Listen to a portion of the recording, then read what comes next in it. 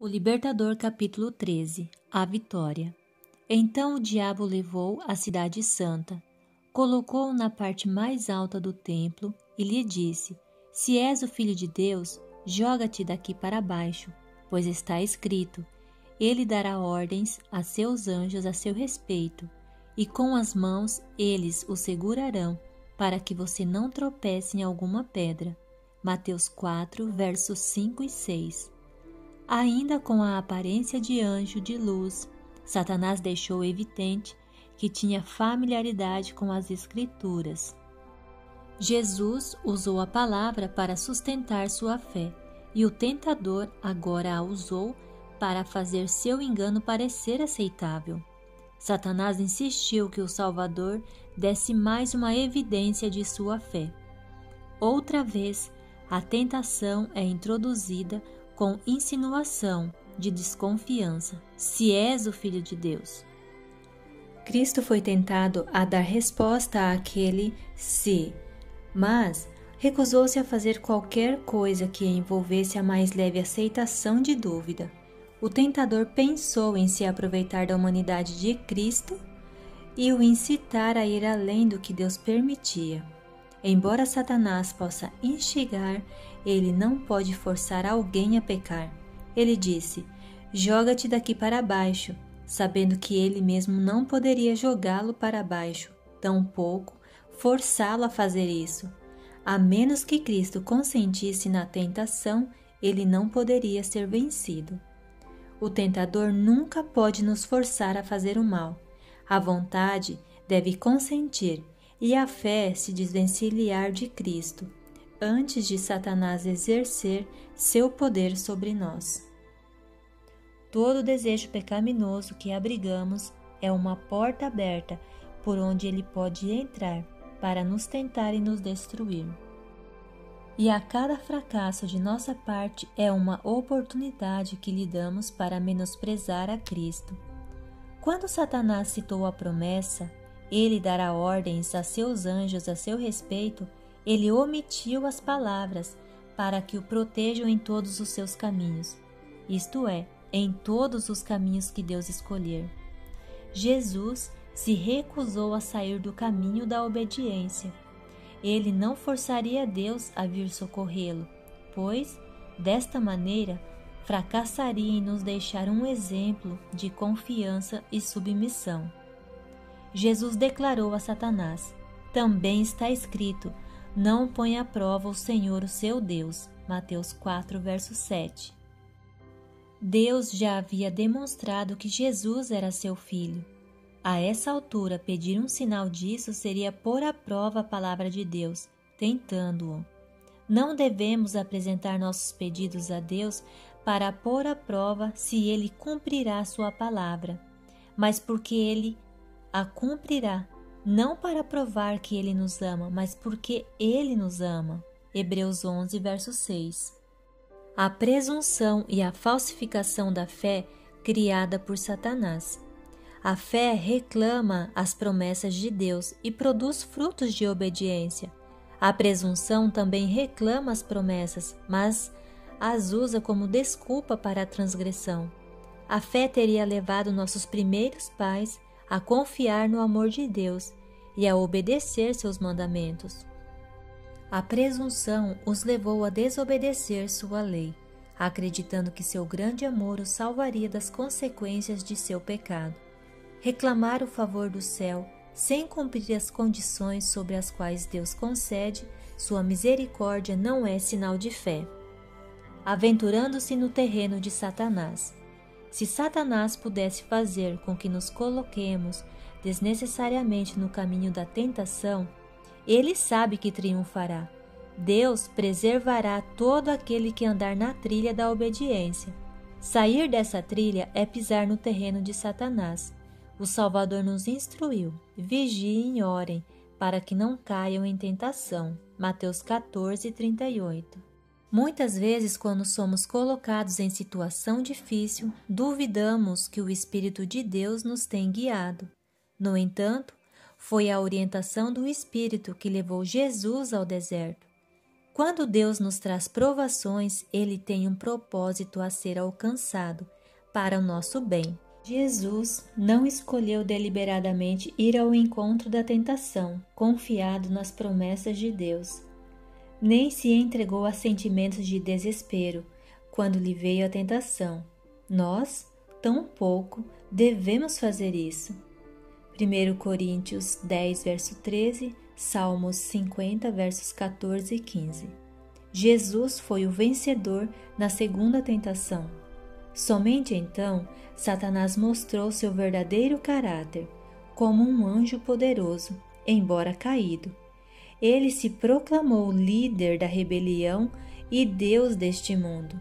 Levando Jesus para o alto de uma montanha, fez com que os reinos do mundo fossem exibidos diante dele em visão panorâmica. A luz do sol banhava as cidades com seus templos, palácios de mármore, campos férteis e pomares repletos de frutos. As marcas do pecado estavam escondidas. Os olhos de Jesus estavam fixos naquela cena de incrível beleza e prosperidade. Neste momento, ele ouviu a voz do tentador: "Tudo isto te darei, se te prostrares e me adorares." Mateus 4, verso 9. Diante de Cristo estava uma vida de tristezas, dificuldades, conflitos e vergonhosa morte.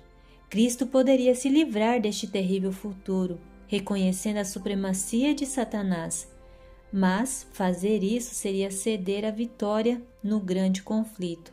Se Satanás vencesse agora, a rebelião triunfaria. Cristo não podia ser comprado.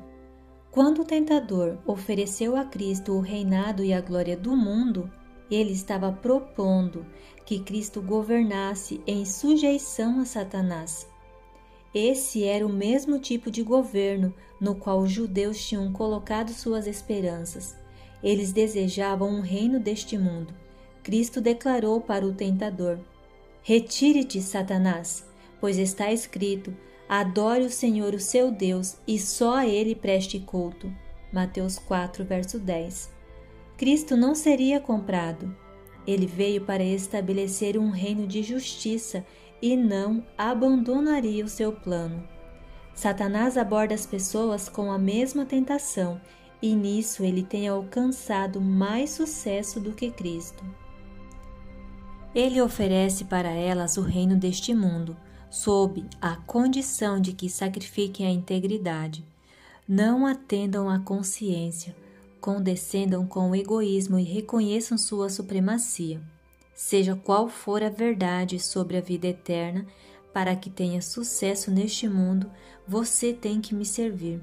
Posso lhe dar riquezas, prazeres, honra e felicidade. Não se deixe levar por essas ideias de honestidade ou abnegação. Assim, muitas pessoas concordam em viver para o próprio eu, deixando Satanás satisfeito.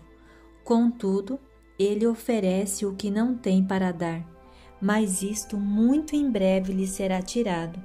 Em troca, ele as engana para tirar delas o título de filhos, herdeiros de Deus. Inimigo derrotado. Quando Jesus o dispensou com grande autoridade, Satanás já tinha a prova de que ele era o Filho de Deus. A divindade brilhou através da humanidade sofredora. Contorcendo-se de humilhação e raiva, Satanás foi forçado a se retirar da presença do Redentor do mundo. A vitória de Cristo foi tão completa quanto havia sido o fracasso de Adão. Portanto, podemos resistir à tentação, forçando Satanás a fugir de nós. Jesus obteve vitória por meio de submissão e fé em Deus. Por intermédio do apóstolo, ele nos diz: submetam-se a Deus, resistam ao diabo e ele fugirá de vocês. Aproximem-se de Deus e ele se aproximará de vocês. Tiago 4, versos 7 e 8. O nome do Senhor é uma torre forte. Os justos correm para ela e estão seguros. Provérbios 18, verso 10.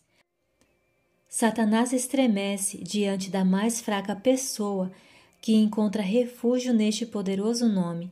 Depois que o inimigo se retirou, Jesus caiu por terra, exausto, com a palidez da morte estampada em seu rosto. Anjos estiveram observando seu amado comandante enquanto ele passava pelo teste maior que qualquer um que sejamos chamados a enfrentar. Eles agora davam assistência ao Filho de Deus ali prostrado, qual um moribundo. Eles o fortaleceram, dando-lhe comida, e o confortaram com a certeza de que o céu triunfaria com sua vitória.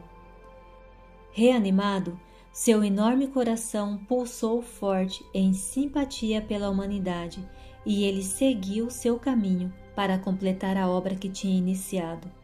Não descansaria até que o inimigo estivesse completamente derrotado e a raça humana redimida. Nunca poderemos compreender o custo da redenção até que o remido compareça, com o Redentor, diante do trono de Deus. Somente então, quando as glórias do lar eterno transbordarem de nossos sentidos deleitados, nos lembraremos de que Jesus deixou tudo aquilo por nós e que ele assumiu o risco de fracassar e de se perder eternamente. Digno é o Cordeiro que foi morto de receber poder, riqueza, sabedoria, força, honra, glória e louvor. Apocalipse 5, verso 12.